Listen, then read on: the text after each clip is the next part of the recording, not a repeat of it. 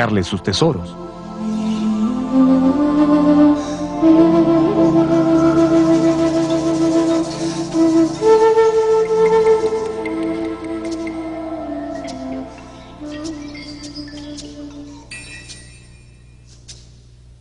En los años posteriores a la conquista, los sacerdotes dominicos que se instalaron en el Coricancha mandaron cubrir los muros incas con una gruesa capa de yeso, sobre la cual pintaron diversos motivos religiosos.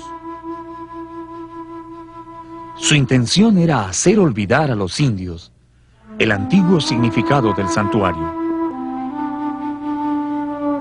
El yeso ocultó temporalmente al gran templo del sol, pero no logró vencer al tiempo. Después de medio milenio, la cobertura colonial casi ha desaparecido totalmente, pero las piedras se mantienen tan firmes como las dejaron sus constructores.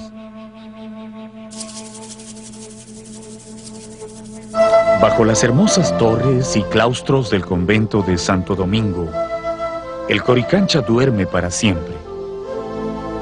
Sus recintos están vacíos y silenciosos, pero aún guardan el recuerdo de los días de gloria del Tahuantinsuyo, cuando el Inca se paraba en el patio principal y llenaba esta pileta de roca con la chicha sagrada,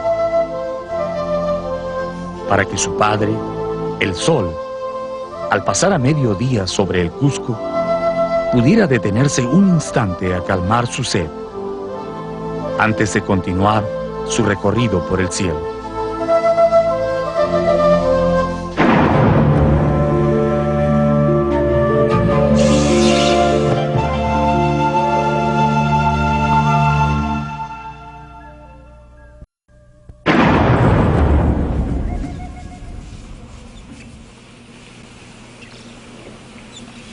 El Cusco es la ciudad viviente más antigua del continente americano.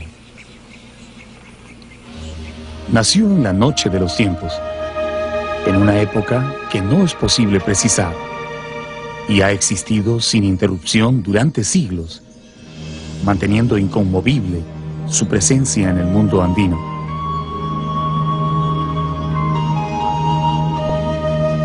Asentada en las alturas de la cordillera de los Andes, a 3.350 metros sobre el nivel del mar, el Cusco ya era una ciudad con más de 200.000 habitantes, cuando los conquistadores españoles la vieron por primera vez en el año 1533. Dicen que su nombre antiguo era Acamama, pero se cambió a Cusco en la época en que los incas comenzaron a expandirse y formaron el imperio del Tahuantinsuyo.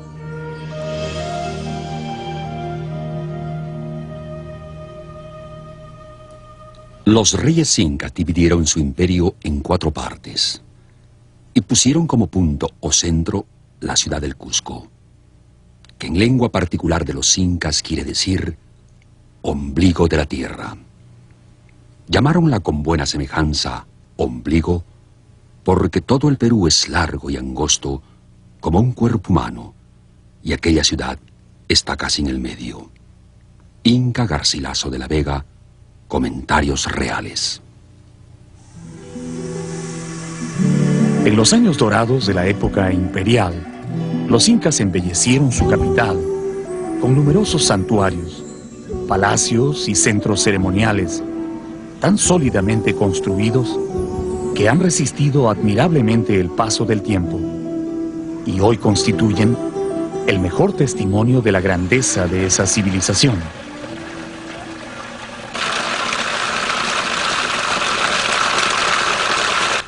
Actualmente, cualquiera que visite el Cusco puede ver tantas construcciones provenientes del pasado inca que no podrá dejar de preguntarse: ¿cuánto tiempo tomó levantar todos estos edificios?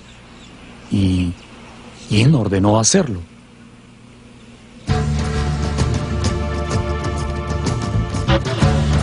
Los historiadores coinciden en señalar que fueron 14 los incas que gobernaron el imperio. Sin embargo, la mayor parte de esos incas pertenecen al mundo de la leyenda o la imaginación, porque no hay nada que pueda probar que realmente existieron. Desde Manco Cápac hasta Huiracocha, todos son incas míticos, y solo los 5 últimos corresponden al periodo que se denomina histórico, del cual hay testimonios comprobables.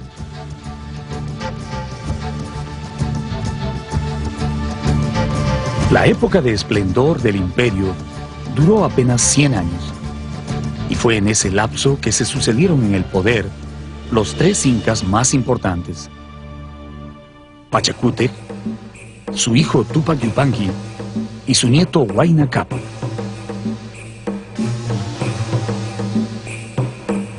Todo lo que podemos apreciar en nuestros días como herencia de los incas fue construido durante el mandato de esos 3 gobernantes, que se conoce como el siglo de oro del imperio, y está comprendido aproximadamente entre los años 1430 y 1525.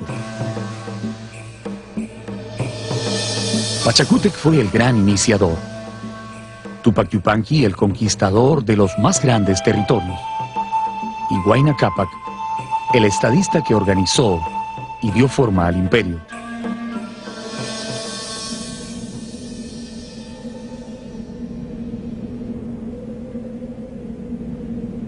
Los cronistas afirman que Pachacútec fue un gran arquitecto. Mientras su hijo Túpac Yupanqui guerreaba, extendiendo las fronteras del imperio, él se dedicó a diseñar los baluartes y centros ceremoniales que harían famosa a la ciudad del Cusco.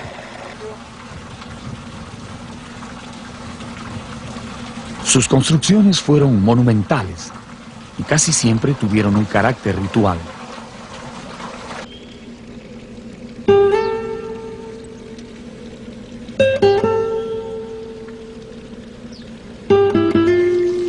Las fuentes de Tambomachay, situadas a pocos kilómetros del centro del Cusco, fueron construidas en ese tiempo.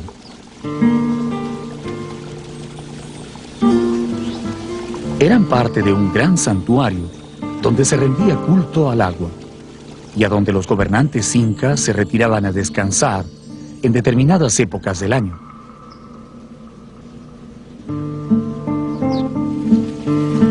Es una construcción típica del periodo imperial, con grandes muros y ventanas de piedra, talladas y pulidas con increíble maestría.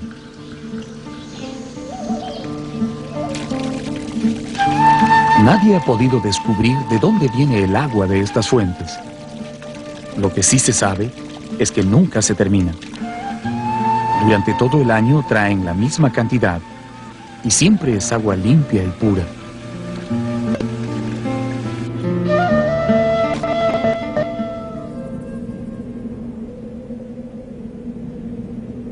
A poca distancia de Tambomachay está Kenko, otro santuario incaico que probablemente estuvo dedicado al dios del trueno.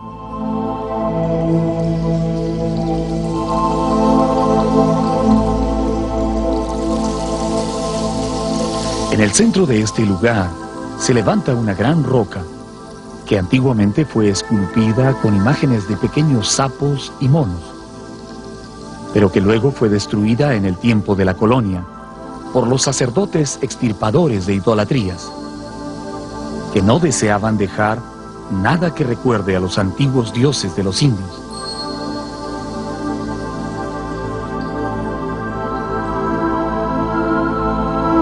Esa piedra sagrada está rodeada por un gran muro semicircular, parecido a un anfiteatro, donde se realizaban las ceremonias religiosas.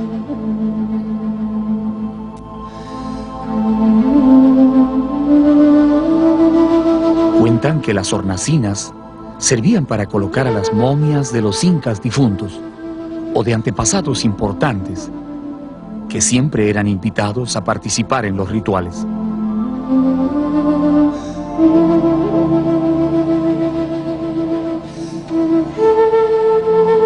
Todo el roquerío que se encuentra encima del santuario fue tallado con incontables figuras y escalinatas, como si un grupo de maestros hubiera querido probar sus talentos, labrando las más difíciles formas en la dura piedra.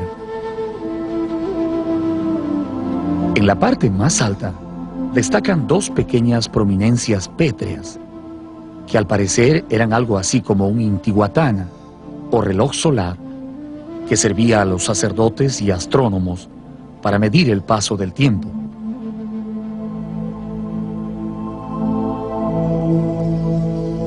Curiosamente, durante el solsticio de invierno, los primeros rayos de sol que llegan a Kenko caen sobre estas rocas, formando una extraña figura que parece un puma con los ojos brillantes.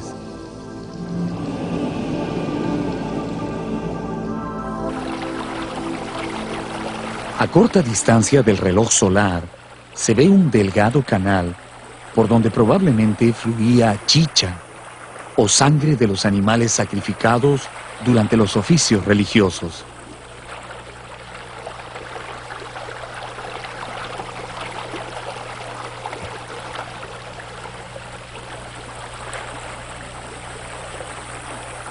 En la parte baja, el canal se divide en tres pequeños ramales. Para los sacerdotes andinos, si la sangre fluía por el centro, significaba que el sacrificio era del agrado de los dioses. De lo contrario, ese era el comienzo de una época con los peores augurios.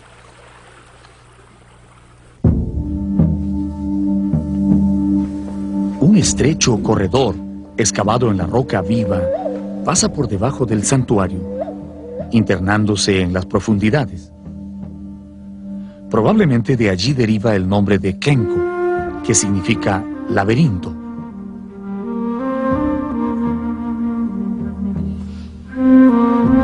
El pasaje conduce a una misteriosa cámara subterránea, que es una verdadera obra maestra del tallado en roca.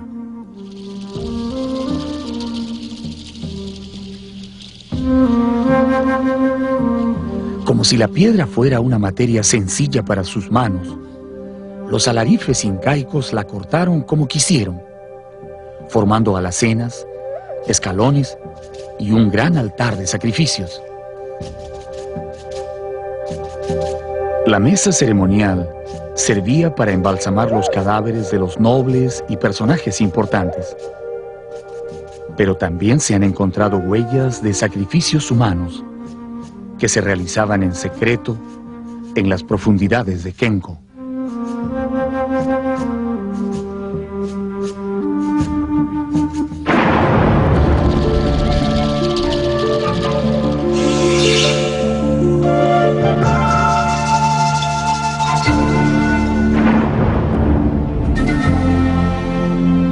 Los hombres que construyeron estos muros pensaban en un reino que no terminaría nunca. Creían firmemente que su pueblo era el escogido del cielo para gobernar el mundo entero. Por eso construyeron Sacsayhuaman, para honrar a sus dioses y dejar un testimonio imborrable de su paso sobre la tierra.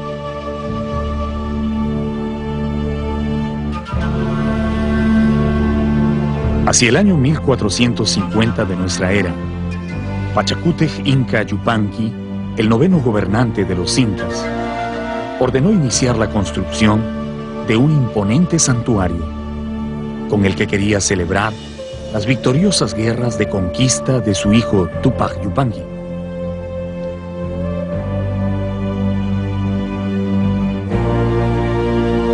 Utilizando la mano de obra de miles de mitmas, trabajadores especialmente traídos desde lejanas provincias, encargó a sus arquitectos construir un conjunto de recintos, baluartes y torreones en las suaves colinas situadas al norte del Cusco.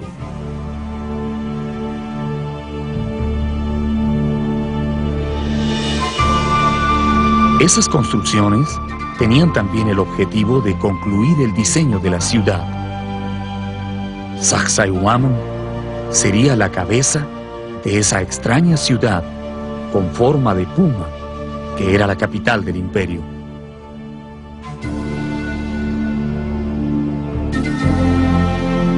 Los trabajadores iniciaron la obra en el tiempo de Pachacútec, pero el Inca no llegó a ver